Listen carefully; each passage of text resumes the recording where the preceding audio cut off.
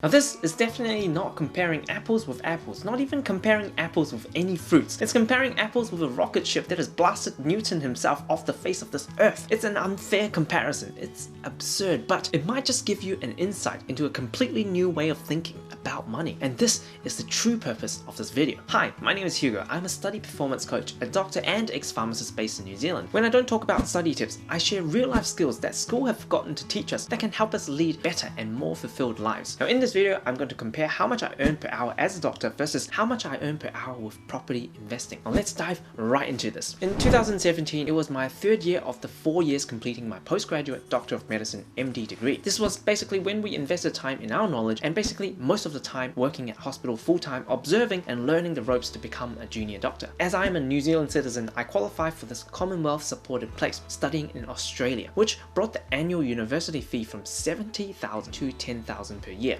Having worked about 40 hours a week attending the hospital and self-study, I was working for about 40 hours a week, and over 52 weeks this was 2,080 hours, and I was paying $10,000 per year, coming to about -$5 per hour investment that I was putting into my future medical career. So property investing in 2017. As I've mentioned in my earlier video on our journey from $0 to $10 million property portfolio, our journey actually started earlier with my partner saving up buying her first apartment in the Auckland CBD. Then later we were able to turn this into 3 apartments. Now check out this video if you wish to learn more about how we got started and the strategies we used. Now when I met her, this was also when I started my online businesses, which contributed towards our ongoing deposits and acted as income to help us qualify for these home loans. After selling one of these apartments for $60,000, we were able to get 4 properties, each at around $150,000. I'll take this one for example. The purchase price was $172,000. The rent was $320 per week, which equates to $16,640 gross rent per year. Less management fees, mortgage interest, house insurance, repairs and maintenance rates, and we arrive at an annual net rent of $4,483 for this particular house. So we can round this to $4,500 per year for ease of calculation. And with each house netting around $4,500, that equates to $18,000 for the 4 houses per year. And each house, we do more work initially for the research and talking to the builders, electricians, painters to make sure the place is warm and safe and done up to a standard that we can move in ourselves and call it home ourselves. And typically take 20 hours for research and liaising with these professionals. And after that, we let the professional property managers deal with any tenancy issues, like when a tenant decides to move out or if the place needs repairing and they need to call a plumber, etc. So after settling this property and renovating it, we usually spend less than 10 hours per year per house. Now, just mainly having a look at the inspection reports routinely and thinking about our strategies for the next purchases. So this $18,000 net rent from these 4 properties, each with 30 hours work, that means 120 hours for these $18,000 rent, brings us to $150 per hour. And this is the rent proportion for the house. Then about the second part, which is the capital gain and how much the property increased over time. Now we don't usually calculate this when we buy the property since we can't predict how much these houses will go up. But since we have sold this property we bought back in 2017 this year, we now have actual figures to show you. So the property that we bought for $172,000 back in 2017, we sold it for $410,000 this year, which is a $238,000 gain over 4 years, or $59,500, or rounding to $60,000 gain per year. So over the 4 properties, the equivalent realized and unrealized gain over the same year in 2017 will be 4 times $60,000, which is $240,000. So the $240,000 capital gain from these 4 properties for 120 hours of work brings us to $2,000 per hour. So combining the net rent, that is $150 an hour, arrives at $2,150 an hour. And using my current salary, I would need to work 2 weeks full-time to arrive at the same hourly rate that I earn in property investment in just 1 hour. But the beauty of this investment hourly rate is that you still get it even when you are asleep or you don't feel like working on this job. And the numbers are already getting a little bit absurd, but we are just getting started. So in 2018, I was a final year medical student. Again, we're investing that -$5 per hour into my final year of medical school. But so property investment wise, as we talked about the concept of refinancing or recycling a deposit in this video, we're able to leverage our existing properties to continue to buy 4 more in this small town for a similar price, essentially doubling our net rent and capital gains per year. So you can say that we've doubled our hourly rate from $2,150 to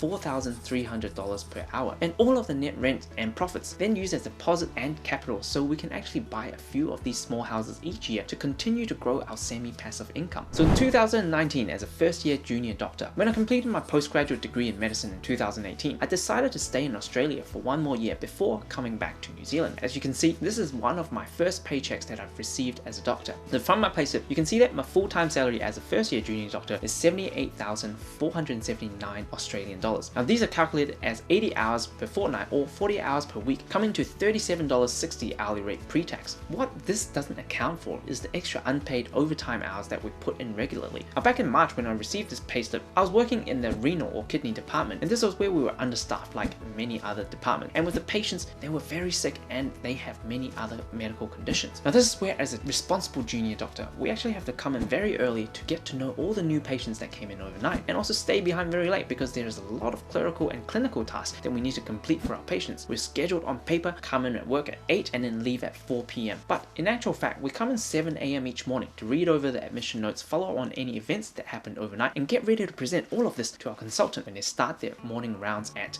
8 a.m. Now each day we would be leaving around 7 p.m. and we have to complete the patient jobs for the day, reviewing the sick patients, inserting IV lines, and talking to other departments and specialties so patients can have their consults, or have a fistula, for example, connect an artery to a vein so patients can actually go on a dialysis machine to help their kidneys that aren't working. Now this actually also hasn't accounted for the weekend shifts that we have to come in once or twice a month. So 7 a.m. to 7 p.m. per day, that's 12 hours over 5 working days, that's 60 hours, plus 4 hours on the weekend, 64 hours. Now with a salary of $78,479, that works out to be $1,509 per week, and over 64 hours, that's $23.60 per hour. And this hasn't accounted for the 1 hour commute there and back from work, that's actually another 10 hours on top of the 64-hour week, bringing the actual pay per hour to $20.30, which is just over minimum wage. Now this is also excluding the hours of study and continuous professional development that we do, including CPR refresher courses, etc. So in the same year with property investing in 2019, using the property price increase and refinancing our portfolio, we actually had enough capital to buy a piece of land. And from our previous purchases and track record, there were actually more and more people around us that noticed our progress and wished to join us and invest together. And as I've mentioned on our journey to $10 million portfolio, we thought this would be a good year to use these angel investors' money to ascend further in the property investment ladder and dive into property development. Basically a fancy term saying that we build new houses on a piece of land. So we purchased this particular property for $1,025,000. This is a 1,500 square meter piece of land with 2 existing houses already on top. So we can actually rent these out from day one to cover some of the costs of our development. The project itself involves refurbishing these 2 existing houses and building 3 new houses onto the site. And this started in 2018 and completed in 2019, taking about 12 months in total. So we purchased the land ourselves for about $1 million. And on top of this, our angel investors actually gave us $1.3 million. And then we used this to complete the new build of the new houses and refurbish the existing houses. In return, we paid them a 6% annual interest and the capital back at the end of this, which is already 2 to 3 times what they will actually get with the bank savings at that particular time. We were then able to use our knowledge and expertise and efficiently use this pot of money to complete this project, which is a win-win situation. So the purchase price was $1,025,000 and we paid $307,500 for the deposit, and the bank loaned us the rest. And then our angel investors then funded the construction cost of the project. So we negotiated a fixed price build contract with a builder, completing the 3 houses at $967,065. We also had to pay this long list of council fees, legal fees, topography reports, soil test consents, architectural fees, engineering fees, planner fees, infrastructure levies, power connections, which totals $223,616. And the interest we paid 6% over 12 months for the $1.3 million totals $78,000. Now this brings us to a total cost of the project at $2,293,681, which is around $2.3 million. When we completed the project and when we did a valuation report, the 3 newly built houses and the refurbished 2 old houses are now combined worth $3.2 million.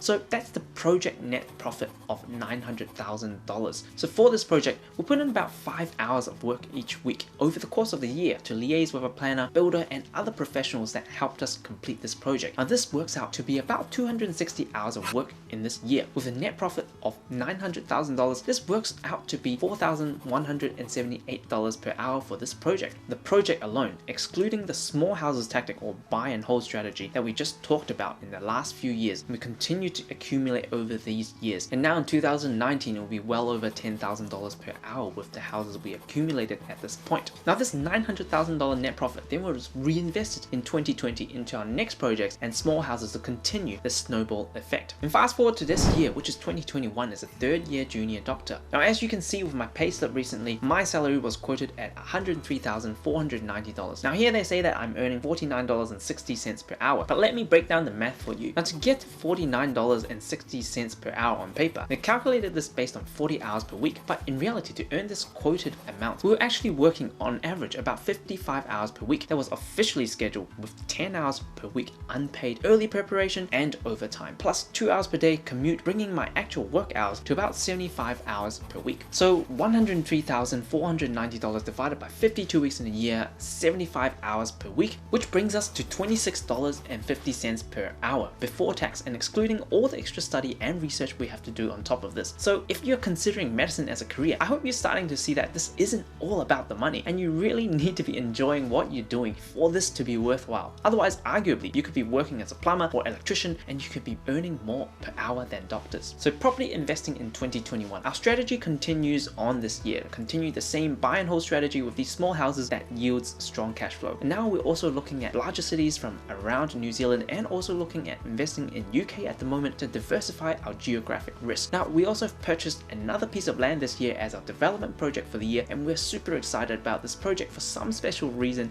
that I'll update you in another video. And we'll talk more about this when we get some actual numbers that we can talk about. This video is by no means comparing apples with apples. Now, as Robert Kiyosaki says in his book Rich Dad Poor Dad, we should actually know about the different cash flow quadrants and actually think about how we can develop in each. How do we actually progress further up at this employee quadrant and improve our skills rather than just focusing on the income itself? And then how can we transfer these skills and consider opportunities as a self-employed or a business owner on the side, like how I developed my online programs for students, then using all of this income to funnel this into the investor quadrant to make our money work hard for us. Now, as your investments slowly take over and replace your active day job income, this is where you can have total freedom. Freedom from your boss, your parents, your spouse, and anyone else you don't like. You don't need to report to anyone if you don't want to. When you can decouple your income with your job, this is where it becomes fun. And when people ask me, how do you actually keep a smile after a 15-hour shift? I can then say, I truly enjoy what I do, and I know that I woke up this morning and chose to be there. And I hope this video have given you more insight to life, and I look forward to seeing you in the next one.